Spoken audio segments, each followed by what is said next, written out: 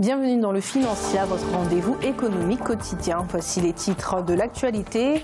Au Burkina Faso, la fraude massive dans les secteurs de la vente de cycles et de cyclomoteurs occasionne des pertes pour l'économie nationale. Et pour y remédier, les autorités multiplient les actions de lutte contre la fraude.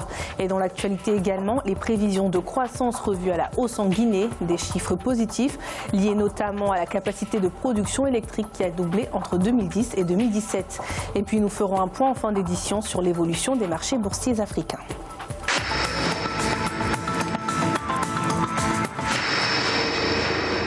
Au Burkina Faso, le marché des cycles et des cyclomoteurs représente un secteur industriel dynamique et en pleine croissance.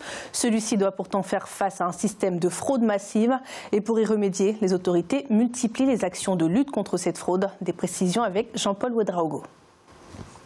Le Burkina Faso, depuis la floraison d'entreprises de montage de motos et motocyclettes, connaît un secteur industriel en pleine croissance. Un secteur dont la concurrence dans l'activité fragilise aussi le tissu économique du fait de l'entrée quotidienne et frauduleuse sur le territoire de plusieurs centaines d'engins.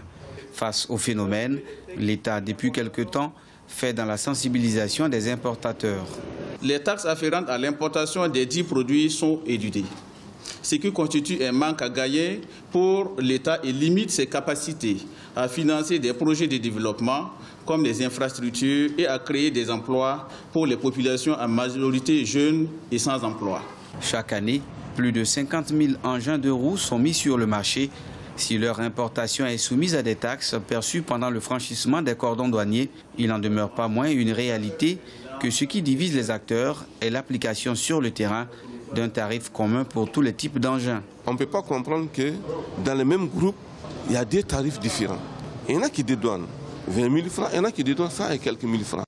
Rappelons que le pays enregistre une commercialisation importante de ces engins dont les prix varient de 300 000 à 1 500 000 francs CFA. De quoi permettre à l'État de faire face à ses charges publiques si les conditions d'importation venaient à être respectées aussi bien par les importateurs que par les citoyens. En Côte d'Ivoire, le chef de l'État, Alassane Ouattara, prévoit d'investir 3 805,4 milliards de francs CFA, soit environ 6,7 milliards de dollars dans le secteur éducatif sur la période 2018-2020. Une annonce qui fait suite au rapport mondial de suivi de l'éducation 2017-2018 publié par l'UNESCO. Ce document précisait notamment que dans la majorité des pays d'Afrique subsaharienne, moins de 25% des lycéens arrivaient au bout de leurs études secondaires. Le chef de l'État ivoirien a ainsi rappelé l'importance pour l'Afrique subsaharienne d'investir dans l'éducation des jeunes. Les autorités guinéennes annoncent une croissance économique plus importante que prévu. La Guinée, qui a connu une importante évolution entre 2010 et 2017 sur le plan économique, devrait voir cette évolution se confirmer dans les années à venir. Et cela notamment grâce à la capacité de production électrique du pays qui a doublé, favorisant ainsi plus d'investissements. Des explications avec Cheikh Omar Bandaogo. Une croissance économique révisée en 2016 à 10,3% contre une prévision de 6,7%, puis un même scénario en 2017 où elle a été revue de 6,6% à 8,2%. De quoi faire dire aux autorités guinéennes que depuis 2010, il y a une meilleure gouvernance dont les résultats sont probants. Nous sommes passés à pratiquement très peu d'électricité, à avoir quand même une couverture électrique beaucoup plus importante. 30 à 40% de la population maintenant a accès à l'électricité. Ce n'est pas 24 heures sur 24, mais nous avons doublé la capacité de production énergétique de la République de Guinée en 2015. Et pour 2020, nous allons encore doubler cette capacité. Toute une politique a été mise en place pour faciliter les investissements. On peut compter à ce titre la révision du Code des investissements, la création de l'Agence de promotion des investissements privés qui aura permis de réduire considérablement les délais de création d'entreprises. En 2016, on a enregistré à peu près 8800 entreprises créées et en 2017, le même nombre, à peu près 8700 entreprises créées. Même si le pays s'ouvre aux investisseurs étrangers, les autorités guinéennes font des investisseurs nationaux leur priorité. Autant dans l'agriculture que dans le secteur des mines, l'une des priorités de l'État guinéen est de créer de la valeur ajoutée à travers ses ressources naturelles. Le Fonds monétaire international a annoncé la baisse de ses prévisions de croissance pour l'Afrique du Sud en 2018 et en 2019. L'institution annonce désormais une croissance de 0,8% en 2018 contre une précédente estimation de 1,5% présentée en juillet dernier.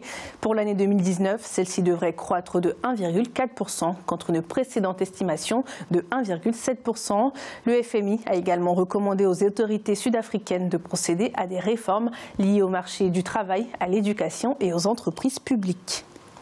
Selon la Banque mondiale, les prévisions de croissance pour 2018 en Afrique subsaharienne sont désormais estimées à 2,7%. Plus tôt dans l'année, l'institution panafricaine annonçait une croissance de 3,1%. Cette baisse de prévision est notamment due à la croissance plus lente que prévue des grandes économies du continent, que sont le Nigeria, l'Angola et l'Afrique du Sud. Les autres pays de la région ont connu une croissance régulière cette année, y compris ceux qui ne dépendent pas de produits de base, tels que la Côte d'Ivoire, le Kenya et le Rwanda. Nous allons écouter les précisions de l'économiste spécialiste de l'Afrique à la Banque mondiale, Albert Zefack. L'Afrique croîtra à un taux de 2,7% en 2018 et ce n'est que légèrement supérieur aux 2,3% de 2017. C'est certainement mieux qu'en 2016 où l'Afrique n'avait progressé que de 1,5%, mais ce chiffre est légèrement supérieur à la croissance de la population.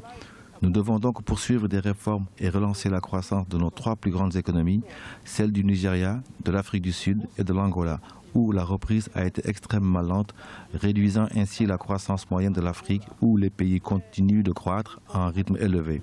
Il existe des risques croissants dans l'environnement international. Par exemple, une guerre commerciale entre nos principaux partenaires commerciaux. Cela pourrait entraîner une baisse de la demande pour nos produits, en particulier en Chine. Les tensions grandissantes sur la scène internationale, le protectionnisme et l'isolationnisme menacent le commerce mondial et peuvent avoir un impact sur l'Afrique. Nous allons à présent faire le point sur l'évolution des marchés boursiers africains. En Afrique australe et dans l'océan Indien, l'indice de l'île Maurice était en chute de 0,80%. La bourse de Johannesburg chutait de 2,54%. L'indice kényan baissait de 0,19% et l'indice gaborone restait stable. En Afrique de l'Ouest et centrale, la BRVM d'Abidjan augmentait de 0,01%. L'indice nigérian perdait 0,11% et la bourse du Ghana était en chute de 0,41%. En Afrique du Nord, la bourse marocaine était en chute de 0,36%, l'indice égyptien augmentait de 0,24% et la bourse tunisienne augmentait de 0,31%. C'est la fin de cette édition du Financial. Merci de nous avoir suivis. On se retrouve bientôt pour un nouveau rendez-vous de l'économie.